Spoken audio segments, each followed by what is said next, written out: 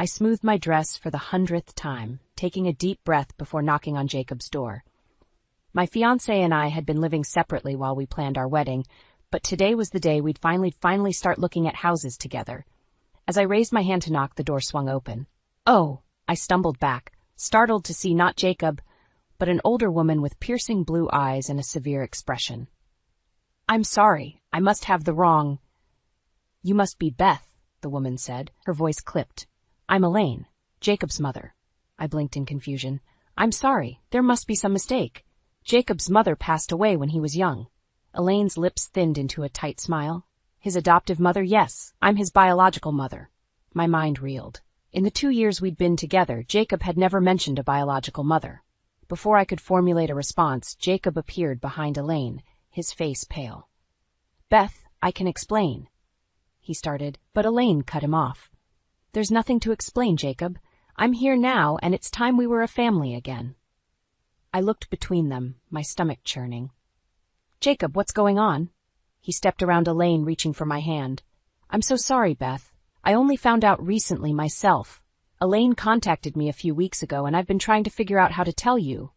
Elaine's eyes narrowed as she watched Jacob take my hand. "Well, now everyone knows. Shall we go inside? I've made lunch." I hesitated, but Jacob squeezed my hand reassuringly. "It's okay," he murmured. "We'll talk about this." As we entered the apartment, I couldn't help but notice how Elaine had made herself at home. Her coat was draped over the back of Jacob's favorite chair, and the air was thick with the scent of unfamiliar cooking. Sit, Elaine urged, ushering us to the table. "I've made Jacob's favorite, pot roast with carrots and potatoes." I frowned. "But Jacob's a vegetarian." Elaine waved her hand dismissively. "Nonsense, my boy loves a good pot roast." Jacob cleared his throat. "Actually, Mom, Elaine, I haven't eaten meat in years." A flicker of annoyance crossed Elaine's face before she covered it with a smile. "Well, more for us then. Beth, you'll have some, won't you?" "I'm not really hungry," I said, my appetite gone. "Jacob, can we talk for a moment, privately?" Before he could answer, Elaine interjected. "Now, Beth, there's no need for secrets. We're all family here." I bristled at her presumption. "With all due respect, Elaine, I've only just met you, and Jacob and I need to discuss this situation." Elaine's eyes flashed. "Situation? I'm his mother. I have every right to be here." Jacob stood up, his chair scraping against the floor. "Elaine, please, Beth's right. We need a moment." As Jacob led me to the bedroom, I could feel Elaine's eyes boring into my back. Once the door was closed, I turned to Jacob. "What the hell is going on?" He ran a hand through his hair, looking more stressed than I'd ever seen him. "I'm so sorry, Beth. I should have told you sooner. Elaine contacted me out of the blue a few weeks ago. She claims she gave me up for adoption when I was a baby, but now she wants to reconnect. And you believe her?" Jacob shrugged helplessly. "I don't know what to believe. She has documents, photos. I was going to tell you, I swear. I just wanted to be sure before I brought it up." I took a deep breath, trying to process everything. "Okay, so what now?" Before Jacob could answer, there was a sharp knock at the door. "Jacob? Is everything all right in there?" I groaned quietly. "She's not going to make this easy, is she?" Jacob squeezed my hand. "We'll figure this out together, okay? I love you." As we opened the door to face Elaine, I couldn't shake the feeling that our lives had just become infinitely more complicated. Little did I know just how right I was. I never imagined my wedding planning would involve fending off an overzealous future mother-in-law, but here I was, staring at Elaine across the bridal boutique. She'd somehow wormed her way into our dress shopping appointment, and now she was eyeing the gowns with a critical gaze that made my skin crawl. "Oh, Beth, darling," Elaine cooed, holding up a frilly monstrosity. "This would look divine on you. So traditional, so proper." I forced a smile. "Thanks, Elaine, but I was thinking of something more modern." Her lips tightened. "Modern? But Jacob loves classic styles. Don't you want to please your husband?" Before I could retort, my best friend and maid of honor, Sarah, intervened. "I think Beth knows what Jacob likes better than anyone." "Right, Beth?" I nodded gratefully, but Elaine wasn't finished. She sidled up to me, her voice low. "You know, dear, I've known Jacob his whole life. Even if we were separated for a while, I know what's best for him." I bit my tongue, reminding myself that she was Jacob's mother, allegedly. We still hadn't confirmed her story, but Jacob seemed convinced. I tried to focus on the dresses, but Elaine's constant commentary made it impossible. After an hour of thinly veiled insults and helpful suggestions, I was at my wit's end. "I think that's enough for today," I announced, my voice strained. "Thanks for coming, Elaine, but Sarah and I can handle the rest."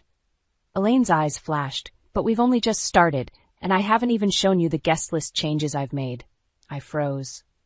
"Guest list changes?" She waved her hand dismissively. "Oh, just a few additions. Some old friends of mine who'd love to see Jacob, and I took the liberty of removing a few of your college friends. We need to keep things classy after all." That was the last straw. "Elaine," I said, my voice tight, "this is our wedding. Jacob's and mine, not yours. You don't get to make changes to our guest list or anything else." Her face darkened.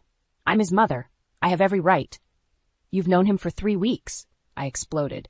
"I've been with Jacob for 2 years. I know him, I love him, and I'm the one marrying him, not you." The boutique fell silent. Elaine's face contorted with rage, but before she could speak, my phone rang. It was Jacob. I answered, grateful for the interruption. "Beth?" Jacob's voice was strained. "Where are you? Is my mother with you?" "We're at the bridal shop. Why? What's wrong?" He sighed heavily. "I just got home. The apartment's a mess. Looks like someone's been going through our things. And there's a note. From Elaine." My blood ran cold. I looked at Elaine, who was watching me with an unsettling smile. "What does it say?" I asked, though I dreaded the answer. "It says she's fixing things, making our home more suitable. Beth, I think she broke in while we were out." I closed my eyes, willing myself to stay calm. "Jacob, I need you to listen to me. Your mother is here right now. She's been interfering with the wedding plans, changing our guest list without permission. And now this? We need to talk about boundaries." There was a long pause. "You're right," he said finally. "I'll meet you at the shop. We'll deal with this together." As I hung up, Elaine approached, her face a mask of concern. "Is everything all right, dear? Jacob's not having second thoughts, is he?" The implication made my blood boil. "No, Elaine, he's not. But we do need to have a serious conversation about boundaries." Her eyes narrowed. "Boundaries? But we're family now. There are no boundaries in family." As Jacob's car pulled up outside the boutique, I steeled myself for the confrontation to come. One way or another, this ended today. Our wedding, our lives, depended on it. I smoothed my dress and took a deep breath, trying to calm my nerves. Today was supposed to be a joyous occasion, my bridal shower. My best friends had planned everything, and I was determined to enjoy it, despite the cloud of tension that had been hanging over us since Elaine's arrival in our lives.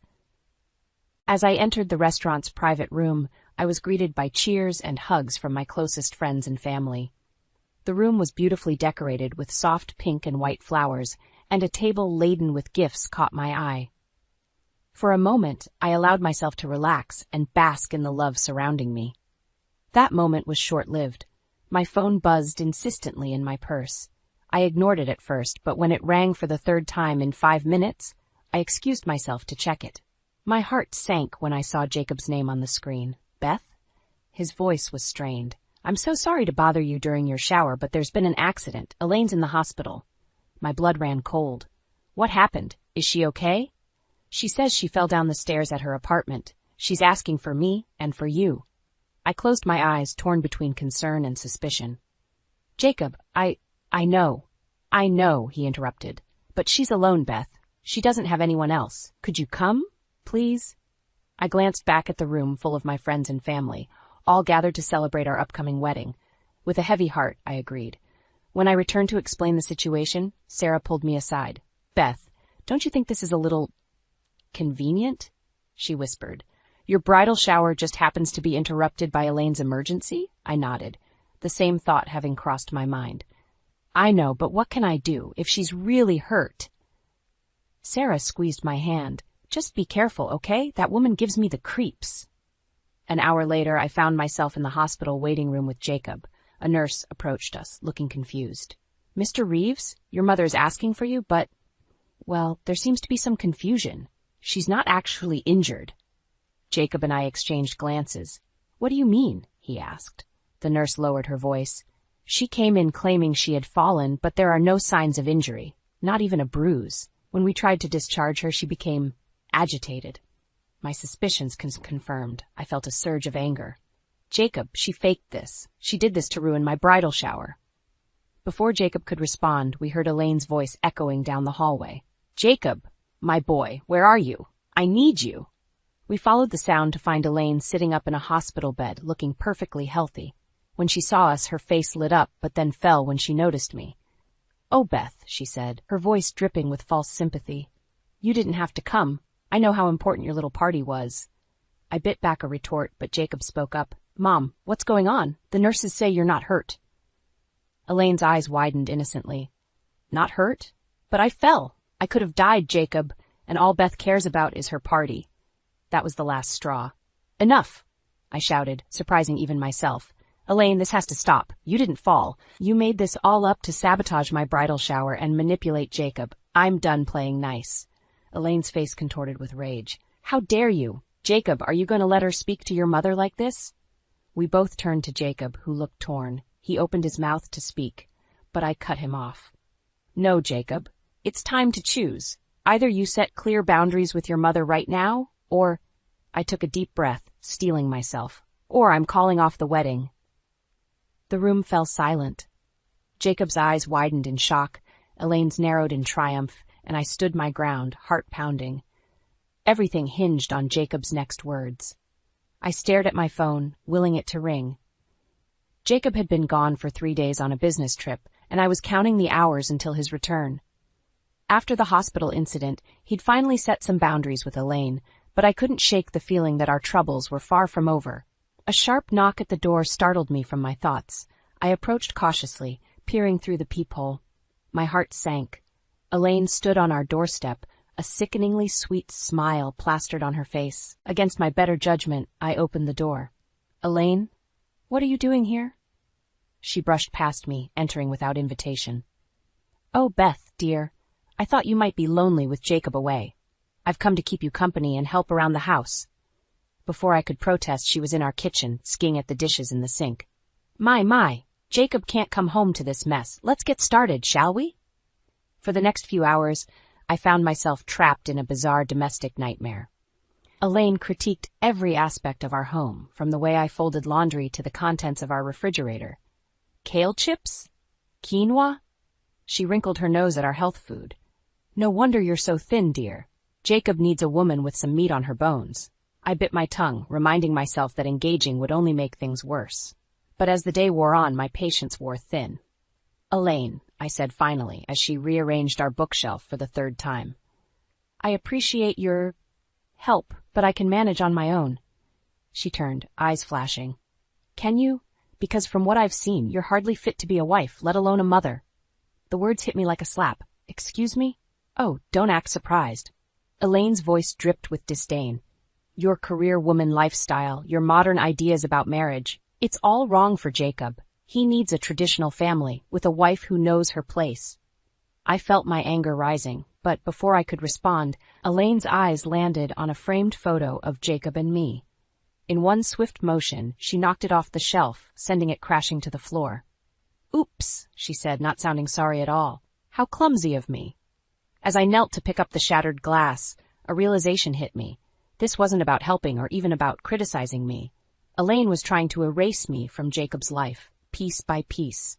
I stood, my voice steady despite my racing heart. Elaine, I think it's time for you to leave. She laughed, a harsh, mirthless sound. Leave? Oh, no, dear. I'm not going anywhere. This is my son's home, and I have every right to be here. No, you don't. I moved towards the door, opening it wide. Jacob and I are engaged. This is our home, not yours. Now, please leave before I call the police. Elaine's face contorted with rage. You ungrateful little... She lunged forward, her nails raking across my cheek. I stumbled back, shocked by the sudden violence. In that moment, something in me snapped. I grabbed Elaine's arm, my grip firm but not bruising. Get out now. For a moment we stood there, locked in a silent battle of wills. Then slowly Elaine straightened up. This isn't over, she hissed. Jacob will see you for what you really are. As the door slammed behind her, I sank to the floor, my hand touching the scratch on my cheek. Tears welled up, a mix of anger, fear, and frustration. I reached for my phone with shaking hands, dialing Jacob's number. It went straight to voicemail. Jacob, I said, my voice breaking. We need to talk. As soon as you get home. I can't do this anymore. Something has to change. As I ended the call, I looked around our apartment, now bearing the scars of Elaine's visit. I knew I was at a crossroads. Either Jacob would finally see the truth about his mother, or I'd have to make the hardest decision of my life. Either way, when Jacob returned, nothing would ever be the same. I paced our living room, my nerves frayed to breaking point. Jacob's key turned in the lock, and I froze, my heart pounding. He entered, his tired smile fading as he took in my disheveled appearance and the lingering chaos from Elaine's visit. "Beth? What happened?" I burst into tears, the stress of the past few days finally overwhelming me. Jacob rushed to my side, enveloping me in his arms. Through sobs, I recounted Elaine's intrusion, her cruel words, and the physical altercation. Jacob's face darkened with each word. "I can't believe she'd go this far," he muttered, gently touching the fading scratch on my cheek. "Jacob, we can't go on like this," I said, pulling away to look him in the eye. "Your mother is tearing us apart. She's manipulative, she's cruel, and I'm afraid of what she might do next." He nodded slowly, a pained expression on his face. "You're right. I've been in denial, hoping she'd change, but this is unforgivable." Relief washed over me, but it was short-lived. A sharp knock at the door made us both jump. Jacob moved to answer it, but I grabbed his arm, shaking my head frantically. "Jacob, Beth, I know you're in there." Elaine's voice, shrill and angry, carried through the door. "Open up this instant." Jacob's jaw clenched. He strode to the door, throwing it open. "That's enough, Mom. You need to leave, now." Elaine's eyes widened in faux innocence. "Leave? But darling, I've brought dinner. I thought we could all talk, clear the air after that unfortunate misunderstanding with Beth." I stepped forward, finding strength in Jacob's presence. "It wasn't a misunderstanding, Elaine. You attacked me." "Attacked?" Elaine laughed, the sound grating. "Oh, please, you're so sensitive, dear. A little constructive criticism, and you fall to pieces. Jacob, surely you see how unstable she is?" Jacob's voice was cold. "The only unstable person here is you, Mom. I've seen the truth now, and I won't let you hurt Beth or come between us anymore." Elaine's facade crumbled, her face contorting with rage. "You ungrateful child. After everything I've done for you, I gave you life. I found you again. And this is how you repay me?" "You didn't find me," Jacob said quietly. "You've been lying this whole time, haven't you?" The silence that followed was deafening. Elaine's mouth opened and closed, no sound coming out. Jacob continued, his voice gaining strength. "I called the adoption agency while I was away. They have no record of you. You're not my biological mother, are you?" Elaine's composure shattered completely. "No, you can't take him from me again." She lunged forward, her hands clawing at Jacob. I reacted instinctively, stepping between them. Elaine's nails raked across my arm, drawing blood. Jacob pulled me back, pushing Elaine away. "That's it," he growled, reaching for his phone. "I'm calling the police." Elaine's eyes darted wildly between us. "You wouldn't dare. I'll tell them you attacked me. Who do you think they'll believe? A sweet, helpless old lady, or you two?" My blood ran cold at the threat, but Jacob didn't waver. "Go ahead. We have security cameras in the hallway. They'll show exactly what happened." The fight seemed to drain out of Elaine. She sagged against the doorframe, suddenly looking every bit her age. "Please," she whispered, "don't send me away. I have no one else." For a moment, I saw a flicker of doubt in Jacob's eyes. I squeezed his hand, reminding him of everything we'd been through. Jacob took a deep breath. "I'm sorry, but you need help, professional help. We can't provide that, and we can't let you continue to hurt us." As Jacob dialed 911, I watched Elaine crumple to the floor, her sobs echoing in the hallway. Despite everything, I felt a pang of pity. But as I looked at Jacob, his face set with determination, I knew we were making the right choice. When he hung up, Jacob turned to me. "Beth, I'm so sorry for everything, but I promise you it ends today. We're going to start fresh, just the two of us."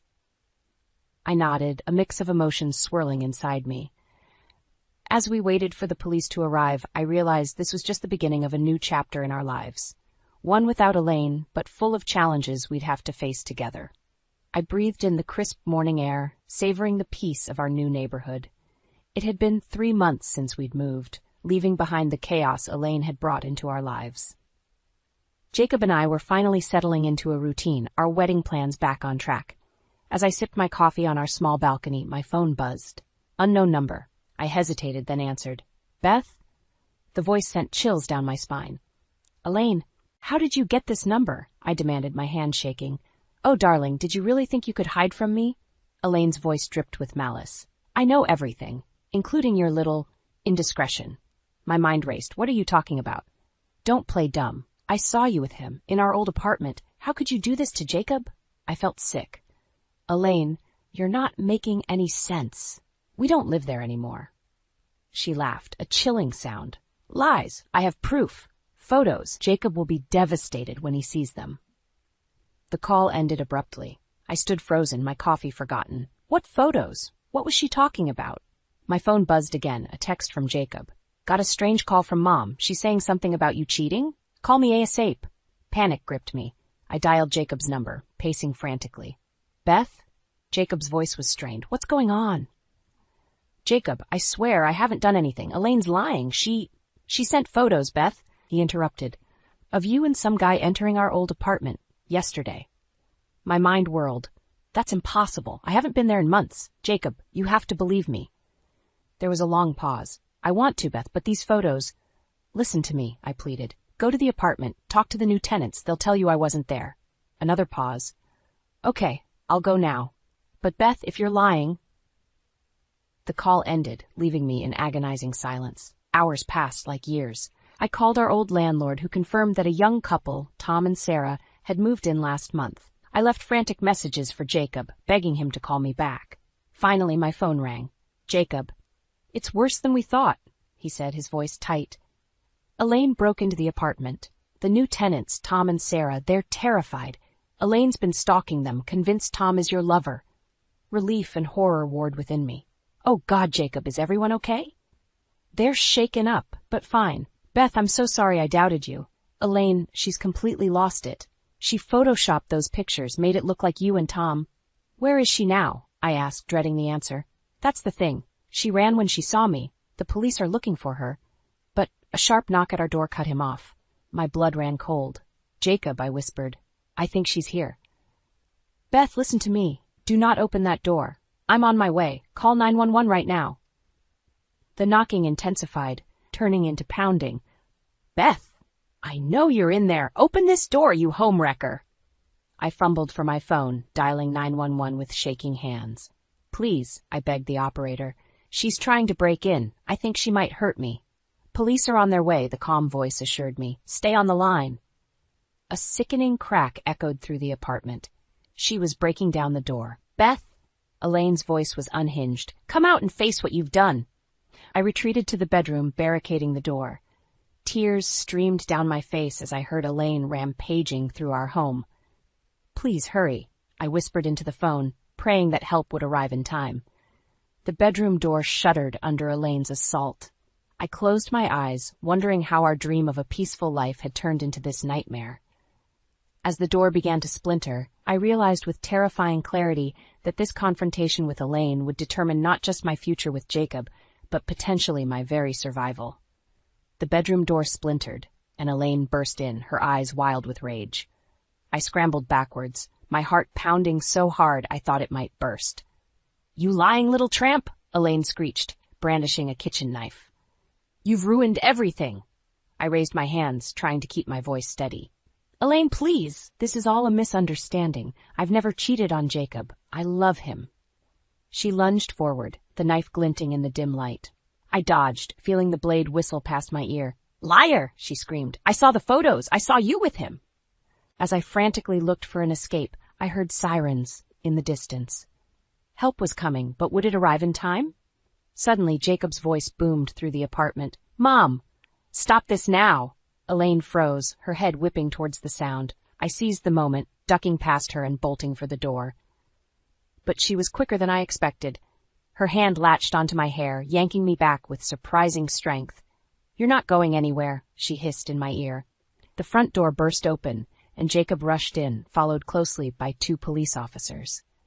The scene before them must have been shocking. Elaine holding a knife to my throat, both of us disheveled and panting. Drop the weapon, one officer commanded, his gun trained on Elaine.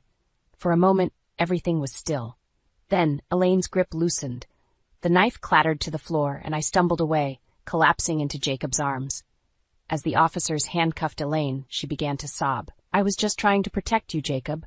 She was going to take you away from me." Jacob's voice was firm but sad. "No, Mom. The only one trying to come between us was you, and now you've gone too far." The next few hours passed in a blur. We were taken to the police station where we gave our statements. Tom and Sarah, the new tenants from our old apartment, were there too, looking shaken but relieved. "I'm so sorry," Tom said, his voice trembling. "We had no idea who she was or why she was stalking us.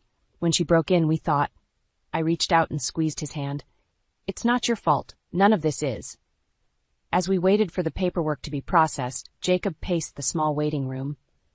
"I can't believe it came to this," he muttered. "My own mother, or whoever she really is." I stood, wrapping my arms around him. "We'll get through this, Jacob. Together."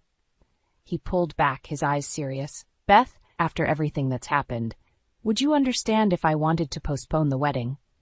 My heart sank, but I nodded. "Of course. We can take all the time you need." To my surprise, he shook his head. "No, that's not what I meant. I want to marry you as soon as possible. Today if we can. Life's too short, and I don't want to waste another moment." Tears welled up in my eyes. "Are you sure?" He cupped my face in his hands.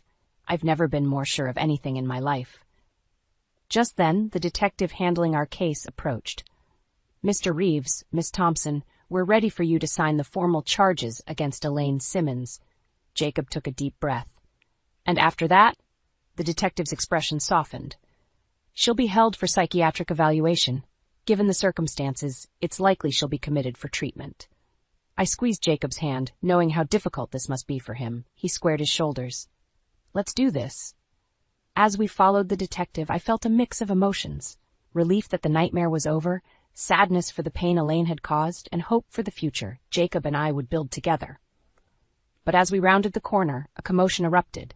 Shouts echoed down the hallway, followed by a familiar, chilling voice. "Jacob! Don't let them take me!" We froze, watching in horror as Elaine, somehow free from her restraints, barreled towards us. In that moment, I realized our ordeal was far from over. The true climax of our struggle with Elaine was yet to come, and it would determine the course of our lives forever. Time seemed to slow as Elaine charged towards us, her eyes wild with desperation. Jacob instinctively stepped in front of me, shielding me from his deranged mother. "Mom, stop!" Jacob's voice was firm, authoritative. "This ends now." Elaine faltered, confusion flickering across her face. "But Jacob, I'm doing this for us, for our family." In that moment, I saw the pain etched on Jacob's features, the weight of this twisted situation bearing down on him. I squeezed his hand, lending him my strength. "We're not family, Elaine," Jacob said softly. "You've been living a lie, and it's time to face the truth." Officers swarmed around us, restraining Elaine once more. As they led her away, her anguished cries echoed through the station. Jacob's shoulders sagged, and I held him close, feeling his body shake with silent sobs. The next few months were a whirlwind of court proceedings, therapy sessions, and rebuilding our lives. Elaine was committed to a psychiatric facility, her delusions finally addressed by professionals. Jacob struggled with guilt and grief, mourning the mother he never truly had. Through it all, our love deepened, tempered by the fire we'd endured together. We decided to have a small, intimate wedding, surrounded only by our closest friends and family. As I walked down the aisle, Jacob's eyes shining with tears of joy, I knew that every trial had been worth it for this moment. Weeks turned into months, and slowly we found our rhythm again. We bought a cozy house in a quiet neighborhood, far from the memories of our turbulent past. Jacob threw himself into his work, while I focused on my writing, channeling our experiences into a novel that I hoped might help others facing similar struggles. It was a crisp autumn morning when I felt the first flutter in my belly. I stood in our kitchen, hand pressed against my stomach, hardly daring to believe it. When Jacob came home that evening, I greeted him with happy tears and the news he'd been longing to hear. "We're pregnant," I whispered, watching his face transform with wonder and joy. As Jacob knelt before me, pressing his ear to my still flat stomach and whispering words of love to our unborn child, I felt a sense of peace wash over me. We had weathered the storm, emerged stronger, And now we were embarking on the greatest adventure of all, parenthood. The months flew by, our home filling with baby gear and the excited chatter of friends and family. We decided not to learn the baby's gender, relishing the surprise that awaited us. On a warm summer night, as the first stars appeared in the sky, our daughter made her entrance into the world. Holding her in my arms, Jacob beside me, I marveled at the perfect little person we had created. "What should we name her?" Jacob asked softly, stroking her downy head. I smiled, remembering all we had overcome to reach this moment. "How about Hope? Because that's what she represents, our hope for the future and the strength of our love." Jacob's eyes glistened as he nodded. "Hope. It's perfect." As we settled into life as a family of 3, I often reflected on the journey that had brought us here. The pain Elaine had caused seemed distant now, like a half-remembered nightmare. In its place was a deep appreciation for the peace we'd found and the boundaries we'd learned to set. One evening, as I rocked Hope to sleep, Jacob came in with a letter. "It's from the hospital," he said quietly. "Elaine, she's asking to see us." I held my breath, watching Jacob's face carefully. He smiled, a soft, sad smile. "I'm going to write back and decline. Our family, our real family, is right here." As he joined us, wrapping his arms around Hope and me, I felt a profound sense of gratitude. We had faced our demons, confronted our fears, and emerged victorious. Our love had not only survived but thrived, stronger and more resilient than ever. Looking down at our sleeping daughter, I knew that whatever challenges the future might hold, we would face them together, as a family, built on trust, respect, and unbreakable bonds of love.